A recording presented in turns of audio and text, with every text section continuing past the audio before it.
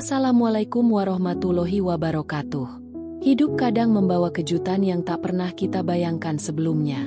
Seperti kisah seorang pemuda desa yang merantau menjadi pekerja bangunan di negeri gurun pasir, Arab Saudi. Ia datang dengan harapan sederhana, mengubah nasib, mengirim uang untuk keluarga di kampung, dan membangun mimpi dari keringatnya sendiri. Namun, siapa sangka, takdir justru membawanya ke dalam cerita yang jauh lebih rumit dari sekadar mengaduk semen dan mengangkat batu bata. Berawal dari tidur berdesakan di asrama pekerja, hingga tiba-tiba menjadi tamu istimewa di rumah megah sang bos Arab. Antara rasa hormat, kekaguman, dan godaan yang tak terelakkan, pemuda itu terjebak dalam jerat hubungan terlarang, bersama wanita yang seharusnya ia panggil ibu majikan. Namanya Dika, anak bungsu dari 5 bersaudara. Lahir di sebuah desa kecil di pelosok Jawa Timur. Hidupnya jauh dari kemewahan, bahkan bisa dibilang serba kekurangan. Ayahnya seorang buruh tani yang penghasilannya tak menentu, sedangkan ibunya hanya ibu rumah tangga yang sesekali membantu tetangga membuat kue untuk dijual di pasar. Sejak kecil, Dika sudah paham bahwa hidup bukan soal mimpi indah, melainkan tentang bertahan dan berjuang. Sejak lulus SMA, Dika tidak punya banyak pilihan. Kuliah jelas terlalu mahal untuk sekadar diimpikan. Uang SPP SMA saja kerap ditunggak berbulan-bulan, apalagi biaya kuliah. Akhirnya, Dika ikut kakak-kakaknya bekerja serabutan. Ia pernah jadi buruh bangunan, kuli angkut di pasar, hingga pekerja lepas yang kadang membantu tetangga membetulkan atap bocor atau mengecat pagar rumah. Namun, semua kerja keras itu hasilnya tak seberapa. Setiap kali melihat rumahnya yang reot, dinding bilik bambu yang bolong, dan genting yang nyaris ambruk, Dika tahu ia butuh jalan keluar yang lebih besar. Terutama ketika melihat adik perempuannya yang masih SMP terancam putus sekolah, karena tak mampu membayar buku dan seragam. Suatu malam, saat berkumpul di warung kopi kampung, Dika mendengar obrolan teman-temannya yang baru pulang dari Arab Saudi sebagai TKI. Meski kerja berat, mereka pulang membawa uang yang cukup untuk bangun rumah permanen, membeli motor, bahkan ada yang bisa membuka warung sendiri. Semalaman Dika berpikir, bekerja di negeri orang mungkin berat, bahkan menakutkan. Tapi jika ia tetap tinggal di desa, hidupnya hanya akan berkutat di upah harian yang tak seberapa. Dengan modal nekat, Dika mendaftar jadi TKI melalui agen di kota kabupaten. Semua proses dijalani, dari bikin paspor, cek kesehatan, hingga pelatihan kerja kasar. Dika tak pilih-pilih kerjaan. Apapun yang ditawarkan, ia siap. Yang penting bisa berangkat dan mengubah nasib keluarga. Beberapa bulan kemudian, tibalah saatnya. Dengan koper kecil berisi pakaian seadanya dan beberapa bungkus oleh-oleh kampung, Dika terbang ke Jeddah. Tujuannya jelas, bekerja keras sebagai buruh bangunan di proyek hotel bintang 5 milik pengusaha besar Arab. Ia tak tahu bahwa perjalanan ini bukan hanya tentang mencari nafkah, tapi juga akan mengantarnya pada takdir yang jauh lebih rumit. Di proyek itu, Dika langsung tahu bahwa hidup sebagai TKI bukan sekadar tentang kirim uang dan bercerita indah ke kampung. Hari-harinya dipenuhi debu, panas gurun yang membakar kulit, serta tidur berdesakan di asrama pekerja yang pengap dan bising. Namun, Dika tak mengeluh. Ia tahu, setiap keringat yang jatuh adalah tiket menuju mimpi yang lebih besar. Tanpa sadar, kegigihannya mulai menarik perhatian seseorang yang kelak mengubah jalan hidupnya. Sang pemilik proyek, Pak Bos. Sudah hampir 3 bulan Dika bekerja di proyek pembangunan hotel bintang 5 di Jeddah. Setiap hari dimulai pukul 5 pagi dan berakhir menjelang maghrib. Pekerjaannya berat, dari mengangkut semen, memasang besi, hingga mengaduk beton di bawah terik matahari yang menyengat. Namun, berbeda dengan sebagian besar pekerja lain yang sering mengeluh dan curi-curi waktu istirahat, Dika justru selalu terlihat paling sibuk. Tangannya tidak pernah diam, tubuhnya terus bergerak, dan wajahnya jarang menunjukkan keluhan. Dika sadar, ia tidak bisa sekadar numpang hidup. Setiap tetes keringatnya adalah harapan bagi keluarganya di kampung. Kegigihan itu yang rupanya mencuri perhatian seseorang. Seorang pria parubaya berkacamata hitam yang sering datang meninjau proyek. Dia tidak lain adalah Pak Bos, pemilik proyek sekaligus pengusaha kaya raya yang dikenal punya banyak properti di Jeddah. Awalnya, Dika tak pernah menyangka kalau sosok yang sering berdiri di tepi proyek sambil mengamati para pekerja itu adalah majikan besar mereka. Pak Bos selalu tampil sederhana, tanpa sorban, hanya mengenakan kemeja lengan panjang dan celana bahan. Namun, sorot matanya tajam. Cara dia memperhatikan Dika berbeda. Ada rasa penasaran sekaligus kagum yang terpancar. Suatu sore, saat semua pekerja sudah bersiap kembali ke asrama, Dika dipanggil Mandor. "Dik, Pak Bos mau bicara sama kamu," kata Mandor dengan nada serius. Dika mendekat dengan hati berdebar. Di benaknya, ada dua kemungkinan, kena marah atau dapat bonus. Ternyata, yang terjadi jauh di luar dugaannya. "Kamu rajin sekali," ucap Pak Bos langsung, tanpa basa-basi. Bahasa Indonesianya fasih. Rupanya ia pernah punya istri kedua asal Bandung yang sekarang sudah bercerai. "Kamu tidak keberatan tinggal di rumah saya saja?" Dika mengernyit. "Rumah? Maksudnya? Asrama itu tidak layak untuk pekerja sebaik kamu. Di rumah saya banyak kamar kosong. Saya tinggal berdua saja dengan istri.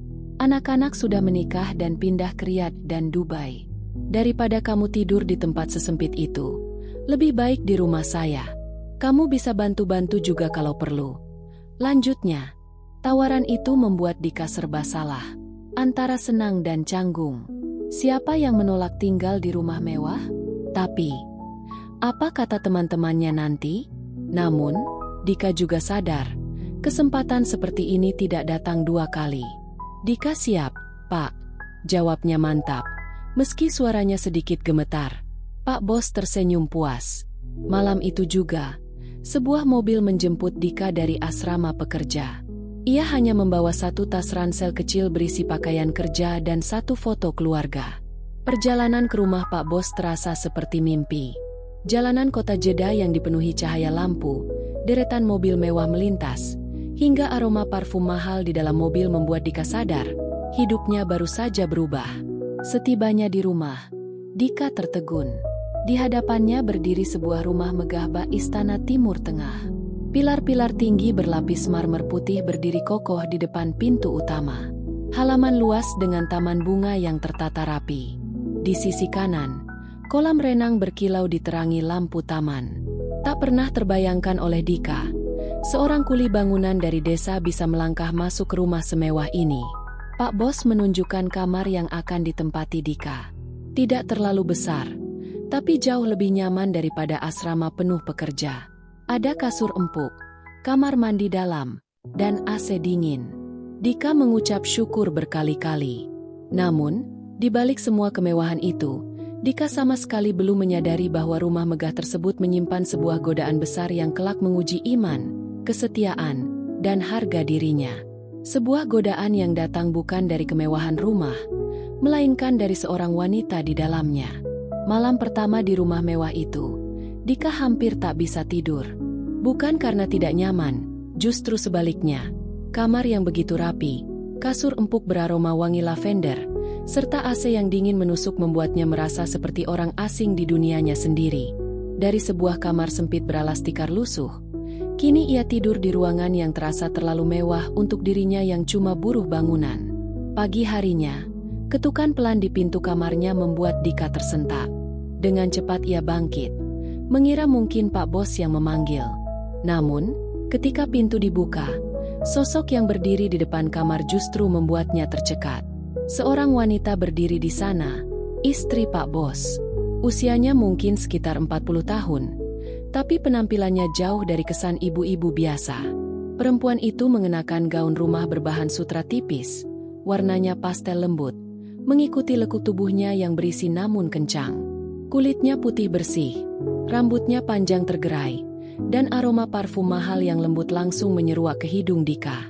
Wanita itu tersenyum tipis, dengan tatapan hangat yang entah kenapa membuat Dika gugup bukan main. "Kamu Dika, ya?" Suaranya lembut, sedikit beraksen Arab, tapi masih terdengar jelas. Dika mengangguk kaku. "Selamat datang di rumah ini. Jangan sungkan, anggap saja seperti rumah sendiri." Wanita itu meletakkan segelas teh di meja kecil di depan kamar Dika, lalu berbalik perlahan, meninggalkan jejak aroma parfum yang terus menempel di ingatan Dika. Sepanjang hari itu, Dika mencoba fokus pada pekerjaannya. Pak Bos menyuruhnya merapikan taman dan membersihkan beberapa bagian rumah yang sudah jarang terpakai. Namun, bayangan senyum dan cara jalan istri Pak Bos terus berkelebat di kepalanya. Setiap kali langkah wanita itu terdengar di lorong rumah, jantung Dika berdetak lebih cepat. Hari-hari berlalu, dan Dika mulai lebih sering berpapasan dengan istri Pak Bos. Kadang saat dia menyiram bunga, wanita itu duduk di teras membaca buku. Kadang juga saat Dika menyapu garasi, wanita itu baru pulang dari salon atau pusat perbelanjaan, turun dari mobil dengan penampilan yang selalu rapi dan menawan. Tak jarang, istri Pak Bos menyapa dengan ramah. "Sudah sarapan, Dika? Atau sekadar, 'Terima kasih ya, tamannya jadi lebih indah sejak kamu rawat.'" Perhatian-perhatian kecil seperti itu, bagi Dika yang terbiasa dianggap tak ada, terasa seperti angin segar. Entah sejak kapan, hatinya mulai merasakan debar aneh yang sulit dijelaskan. Yang membuat Dika makin kikuk adalah bagaimana cara wanita itu memandangnya. Tatapannya lembut, hangat, tapi ada sesuatu di baliknya, seperti isyarat yang tak terucap. Dika mencoba mengabaikan, berusaha menganggap semua itu hanya anggapan berlebihannya saja. Tapi seiring waktu, semakin sulit mengelak dari kenyataan bahwa istri Pak Bos punya daya tarik yang membius. Apalagi, penampilan wanita itu berbeda saat di rumah dan saat di luar. Jika keluar rumah ia tampil tertutup dengan abaya dan hijab lengkap, maka di dalam rumah ia lebih santai, kadang hanya mengenakan daster tipis atau legging yang memperlihatkan bentuk tubuhnya dengan jelas. Bagi Dika, yang terbiasa hidup sederhana di kampung, pemandangan itu seperti hiburan sekaligus godaan yang sulit dihindari. Awalnya, Dika menjaga jarak, takut salah sikap. Namun, perlahan jarak itu mencair. Mereka mulai terbiasa berbincang ringan, dari soal cuaca, makanan Indonesia yang dirindukan Dika, hingga kebiasaan-kebiasaan unik orang Arab yang sering membuat Dika heran. Tiap obrolan kecil itu makin membuat Dika nyaman. Tanpa disadari, hubungan majikan dan pekerja itu mulai bergerak ke arah yang lebih pribadi. Dika tak bisa membohongi dirinya sendiri, bahwa di balik status wanita itu sebagai istri bosnya, ada daya tarik yang begitu kuat menariknya. Sebuah daya tarik yang kelak menyeretnya ke dalam pusaran dosa dan hubungan terlarang. Hari demi hari di rumah mewah itu berjalan seperti biasa, setidaknya di permukaan. Dika menjalani tugas-tugasnya dengan patuh, dari membersihkan taman, mencuci mobil, hingga membantu urusan kecil di dapur. Pak Bos sendiri semakin jarang terlihat di rumah karena kesibukannya mengurus proyek dan bisnis lainnya. Beberapa kali, Pak Bos bahkan harus bepergian keluar kota hingga berhari-hari. Di balik rutinitas itu, ada sesuatu yang perlahan tumbuh di dalam rumah besar tersebut, sebuah ketertarikan yang terlarang. Awalnya hanya sekilas, sebuah tatapan tanpa maksud. Namun seiring waktu, istri Pak Bos mulai memperlakukan Dika bukan sekadar pembantu. Dia sering mengajak Dika berbincang lebih lama, menanyakan hal-hal pribadi, bahkan sesekali menggodanya dengan candaan yang menggoda. Dika yang semula malu-malu, mulai menikmati perhatian itu. Di matanya, wanita itu bukan sekadar istri bos, dia adalah perempuan dewasa yang anggun, matang, dengan tubuh yang menggoda setiap pandangan. Setiap kali Pak Bos tak ada di rumah, wanita itu tak lagi menjaga batas seperti sebelumnya. Daster tipis yang membalut tubuh berisi itu seperti sengaja dibiarkan memperlihatkan siluet menggoda. Kadang, rambut panjangnya yang harum sengaja dibiarkan tergerai, membangkitkan imajinasi liar dalam kepala Dika. Godaan semakin nyata saat suatu siang, Dika tengah mengepel lantai ruang tengah. Istri Pak Bos yang baru keluar dari kamar mandi, hanya mengenakan handuk pendek melilit tubuhnya. Air masih menetes di kulitnya yang putih bersih. Aroma sabun mandi bercampur parfum mewah langsung menusuk hidung Dika. Wanita itu berjalan santai melewati Dika, dengan senyum misterius yang membuat darah Dika berdesir. "Dika, kamu sudah punya pacar di kampung?" tanyanya tiba-tiba. Suaranya lembut, tetapi terasa menusuk ke dada Dika.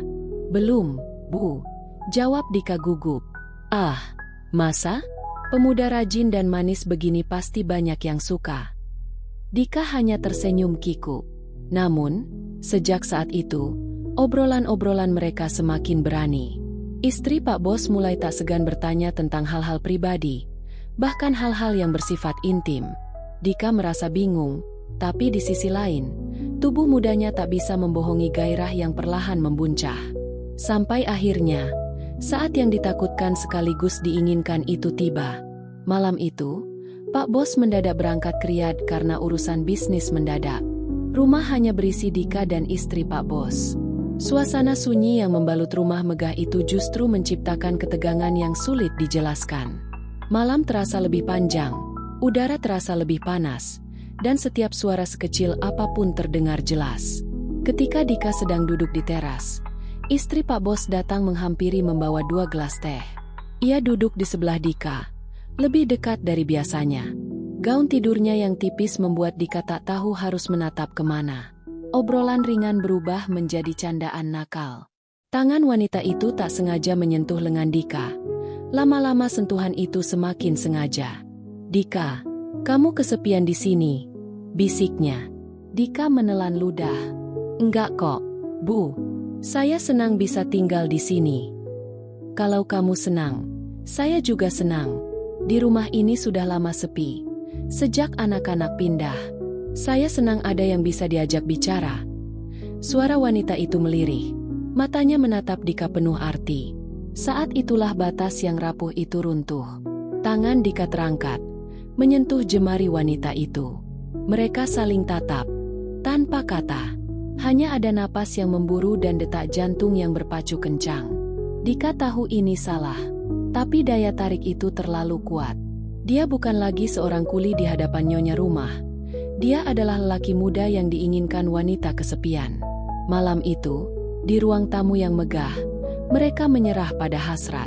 Tubuh-tubuh mereka bertemu, melebur dalam gelora yang tak terbendung. Di antara rasa bersalah dan kenikmatan yang membutakan, Dika sadar, dia telah melangkah ke jurang dosa yang tak akan bisa ia hindari lagi. Namun, yang lebih menakutkan bukanlah dosa itu sendiri, melainkan apa yang akan terjadi jika Pak Bos mengetahui semuanya. Pagi setelah malam terlarang itu, Dika terbangun dengan perasaan yang campur aduk. Ia masih bisa merasakan hangatnya tubuh wanita itu di sisinya, aroma parfumnya yang melekat di sprei, dan bayangan bibirnya yang semalam menelusuri setiap inci kulitnya. Namun, bersamaan dengan kenangan indah itu, rasa bersalah menghantamnya tanpa ampun. Dika terduduk di tepi ranjang, menatap pantulan wajahnya di cermin. Apa yang telah aku lakukan? Di bawah atap rumah bos yang telah begitu baik kepadanya, Dika justru menghancurkan kepercayaan itu. Dia mengkhianati seorang pria yang memberinya tempat tinggal, yang memperlakukannya lebih dari sekadar buruh. Dika menggelengkan kepala keras-keras, berusaha mengusir semua bayangan itu. Tapi semakin ia melawan, semakin jelas ia mengingat semua yang terjadi.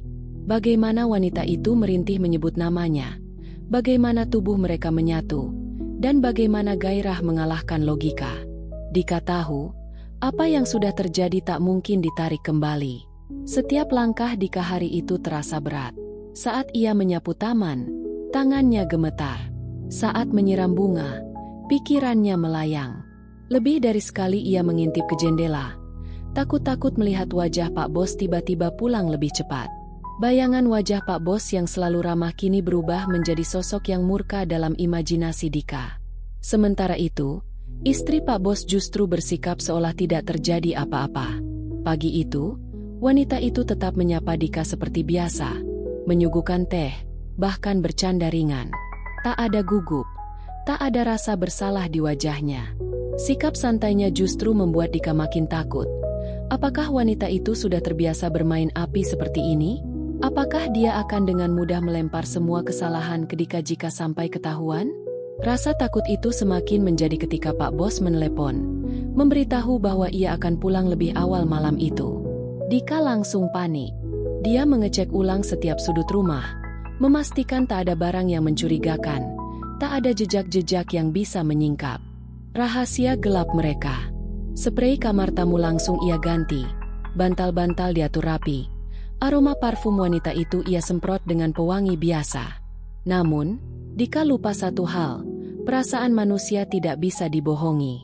Meski semua bukti fisik telah disingkirkan, rasa bersalah terpampang jelas di wajah Dika. Setiap kali berpapasan dengan Pak Bos, jantungnya berdetak 2 kali lebih cepat. Tangannya berkeringat meski udara kamar sejuk oleh AC. Bahkan saat Pak Bos bercanda menepuk pundaknya, Dika kaget seperti maling ketahuan.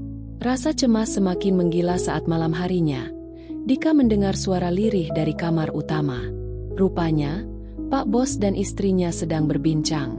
Meski tak jelas mendengar kata-katanya, Dika menangkap nada suara Pak Bos yang terdengar tegang. Ada kekhawatiran yang merayap, seolah Pak Bos merasakan sesuatu yang tak beres. Dika mulai dihantui paranoia. Saat Pak Bos duduk bersantai di ruang tengah sambil menyeruput kopi, Dika merasa tatapan pria itu menusuk, seakan-akan membaca pikirannya. Setiap langkah Pak Bos terdengar seperti ancaman, setiap pertanyaan ringan terasa seperti interogasi. Namun di sisi lain, ada godaan berbahaya yang terus membayangi Dika. Wanita itu, istri Pak Bos, tetap menunjukkan sikap manis, bahkan lebih berani. Saat Pak Bos sedang di kamar mandi, wanita itu sempat meremas tangan Dika di dapur.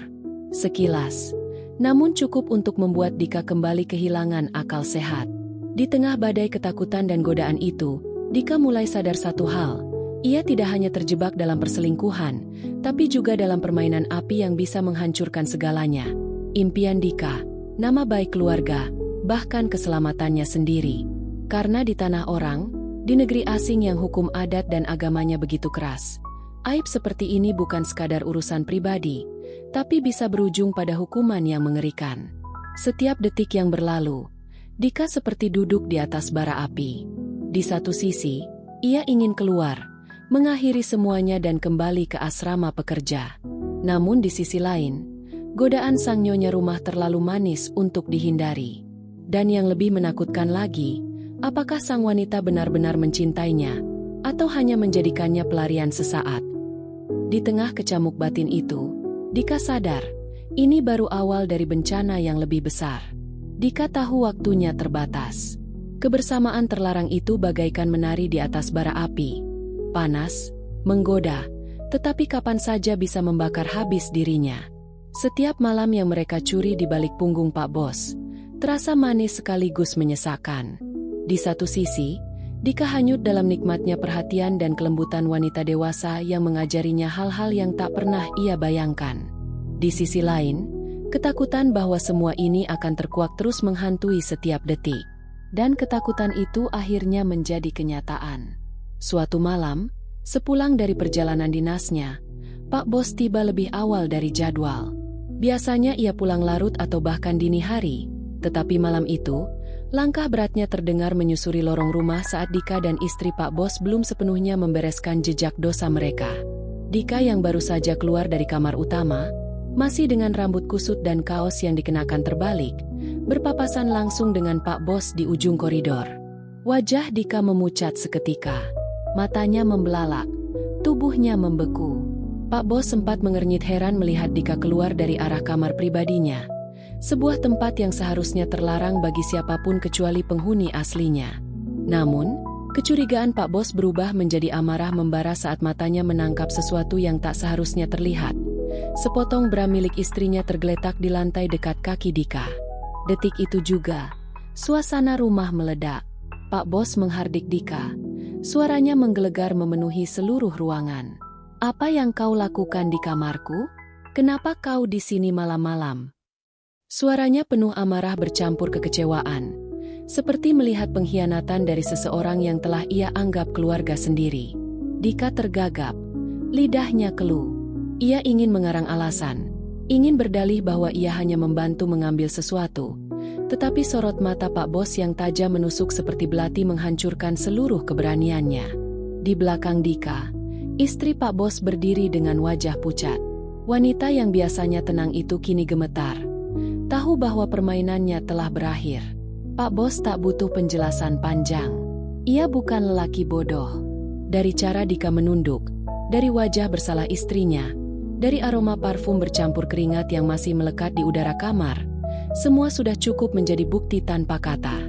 Kalian telah mengkhianati aku. Di rumahku sendiri, di tempat aku memberi kalian makan. Suara Pak Bos bergetar, bukan hanya karena marah, tetapi juga karena hatinya hancur lebur. Dika berlutut, memohon ampun, sujud di lantai dingin. Ia menangis, mengaku salah, mengatakan semua terjadi tanpa rencana. Tapi apalah artinya permintaan maaf bagi seorang suami yang dihancurkan harga dirinya? Apalagi di negeri Arab, di mana kehormatan seorang lelaki adalah segalanya. Kamu pikir aku bodoh? Kamu pikir aku tidak tahu sudah berapa lama ini terjadi? Aku merasakan perubahan di rumah ini. Aku tahu istriku bersikap beda sejak kamu tinggal di sini. Bentakan Pak Bos menggetarkan dada Dika. Istri Pak Bos mencoba menjelaskan, tetapi lidahnya keluh.